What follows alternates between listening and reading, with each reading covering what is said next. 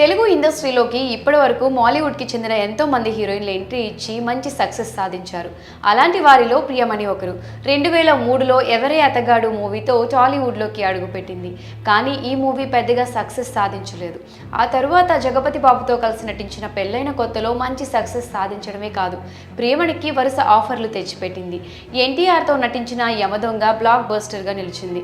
అప్పటి వరకు ఎంతో సాంప్రదాయ లుక్లో కనిపించిన ప్రియమణి నితిన్తో నటించిన ద్రోణ మూవీలో బికినీతో రెచ్చిపోయింది. ఇంకేముంది, అప్పటి నుంచి ప్రియమణికి తెలుగు, తమిళ, కన్నడ, మలయాళ భాషల్లో బిజీ హీరోయిన్ గా మారింది. తెలుగుతో పాటు పలు భాషల్లో నటిస్తూ తనకంటూ ప్రత్యేక ఇమేజ్ సొంతం చేసుకుంది ప్రియమణి.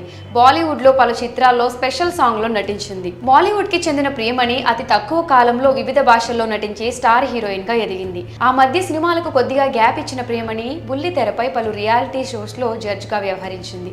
ఓవైపు వెండితెర, బుల్లి తెరపై రాణిస్తూనే మరోవైపు వెబ్ సిరీస్ లో నటిస్తుంది. ఇటీవల జవాన్ చిత్రంలో ప్రియమణి నటనకు మంచి మార్కులు పడ్డాయి. దీంతో ఆమెకు వరుసగా బాలీవుడ్ లోనూ ఛాన్సులు వస్తున్నాయి. తాజాగా ప్రియమణి తనకు ఎంతో ఇష్టమైన మెర్సిడీస్ బెంజ్ కంపెనీకి చెందిన GLC మోడల్ లగ్జరీ కారును కొనుగోలు చేసింది. దేశంలో ఎంతో ప్రజాదరణ పొందిన మెర్సిడీస్ బెంజ్ GLC SUVని చాలా మంది సెలబ్రిటీలు, ప్రముఖులు కొనుగోలు చేశారు.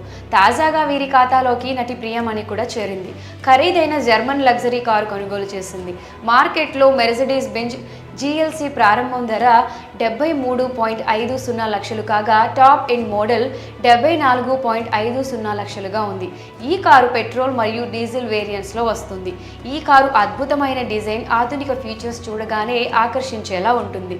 ప్రస్తుతం దీనికి సంబంధించిన ఫోటోలు నెట్టింట వైరల్ గా మారుతున్నాయి. మరి ప్రియమణి లగ్జరీ కారు కొనడంపై మీ అభిప్రాయాన్ని కమెంట్ సెక్షన్ లో కమెంట్ చేయండి.